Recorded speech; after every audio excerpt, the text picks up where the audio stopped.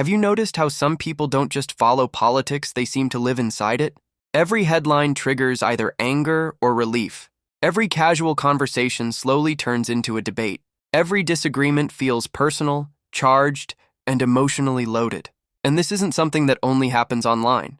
It spills into friendships, family dynamics, work environments, and mental health. What begins as simply staying informed gradually transforms into something that occupies mental space from the moment they wake up until the moment they fall asleep, and sometimes even invades their dreams. The first thing they do in the morning is check the news. The last thing they do before bed is scroll through political updates. During meals, during work breaks, and even during moments that are supposed to be relaxing, their attention drifts back to the latest political crisis.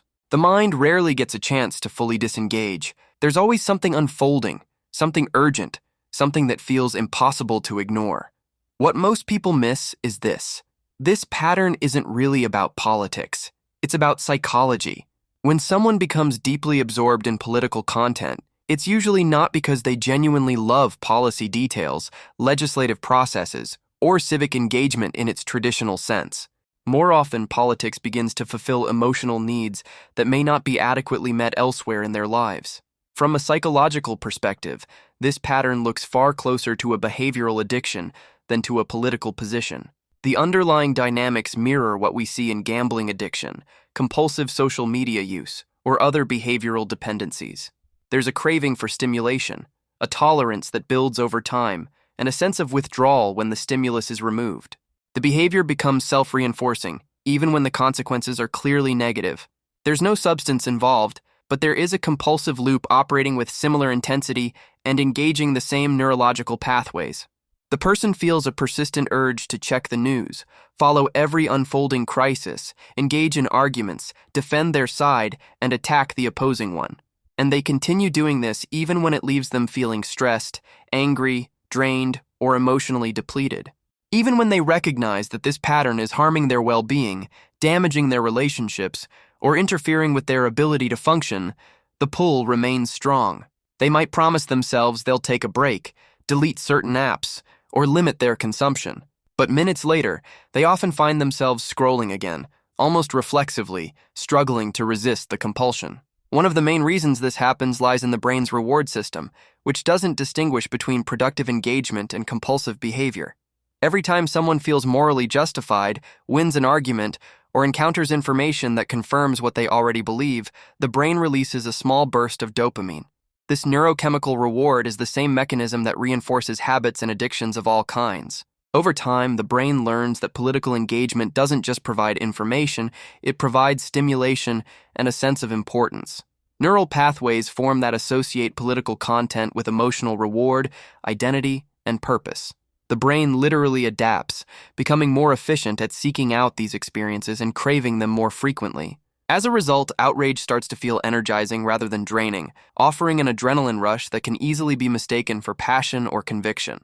Validation becomes comforting rather than simply informative, reassuring the person that they are on the right side of things. Just like with social media or gambling, the brain begins craving the next emotional hit, not because the person consciously wants conflict, but because their nervous system has learned that tension equals meaning and that heightened arousal equals aliveness. In contrast, calm moments can begin to feel empty or strangely unsettling, as if something important is missing. Peace no longer feels neutral. It feels uncomfortable, even suspicious, because the nervous system has grown accustomed to constant stimulation. For many people, political obsession is also closely tied to a desire for control in a world that feels increasingly unstable and unpredictable. Rapid social change, economic uncertainty, global crises, and ongoing threats create a pervasive sense of insecurity. Politics offers the illusion that if you stay informed enough, if you analyze every development, read every article, and understand every angle, you'll be less vulnerable to being caught off guard. This belief represents a cognitive distortion, but to an anxious mind, it feels preferable to accepting uncertainty and the limits of what any individual can realistically control.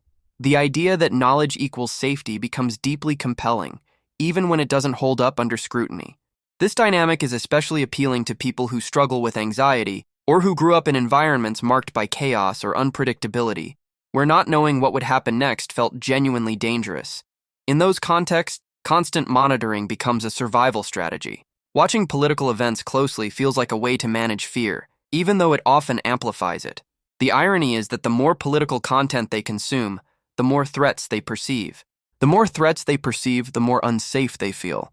And the more unsafe they feel, the more they consume in an attempt to regain a sense of control.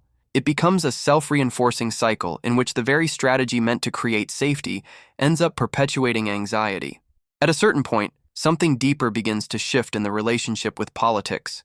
Politics stops being an opinion, or even a strong preference, and gradually becomes an identity. It shapes how someone sees themselves, what kind of person they believe they are, what group they belong to, and who they perceive as good or dangerous. When political beliefs reach this level, disagreement no longer feels abstract or intellectual. It feels personal and visceral, as though someone is questioning not just your views, but your intelligence, your values, and your moral worth. The brain interprets these challenges as genuine threats, activating the same stress responses that would emerge in situations of physical danger.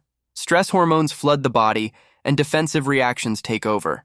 This is why conversations escalate so quickly, why emotions spike, and why compromise begins to feel impossible. At that stage, compromising can feel like betraying yourself, abandoning your principles, or letting down the people who rely on you to hold firm. Under prolonged stress, the human brain naturally simplifies reality as a survival mechanism that evolved over thousands of years. Complex situations are reduced into binary categories: us versus them, right versus wrong, safe versus dangerous. This simplification provides temporary relief by reducing uncertainty and cognitive load.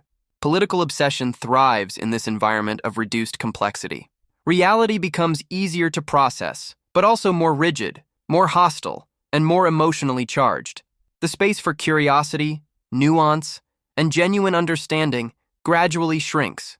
People become caricatures rather than multifaceted individuals, and issues become absolute rather than complicated.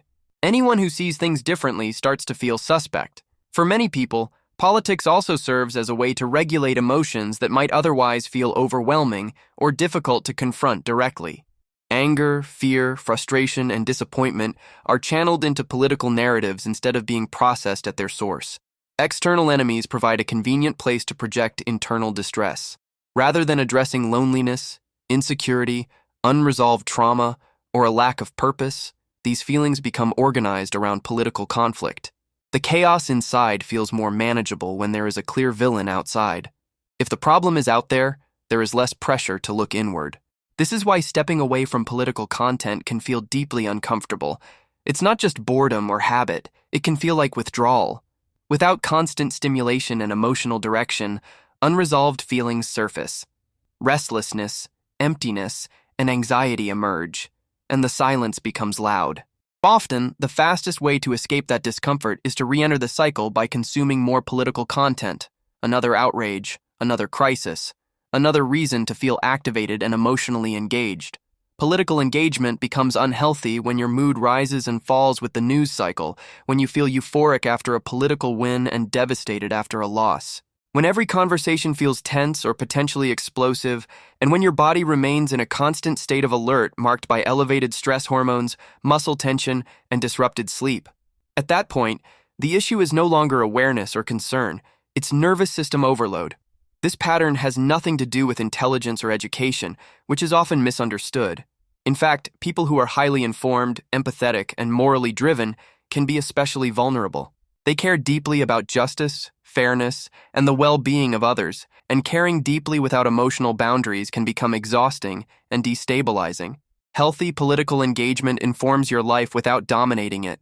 Unhealthy political obsession consumes it. The goal is not apathy, ignorance, or disengagement from civic life. The goal is balance, the ability to care about important issues while still maintaining mental health, relationships, physical well-being, and emotional resilience. Because when politics becomes the only lens through which you interpret the world, you don't become more effective or more aware. You become more reactive, more rigid, and more emotionally depleted. And reactivity is precisely what keeps this cycle alive, preventing the kind of grounded, thoughtful, and sustainable engagement that actually leads to meaningful change. And now I'd like to know, have you ever had a conflict with a friend or relative about politics? Have you ever witnessed a particularly heated argument over politics? Leave a comment below describing your experience. Subscribe to the channel to access more content like this. See you next time.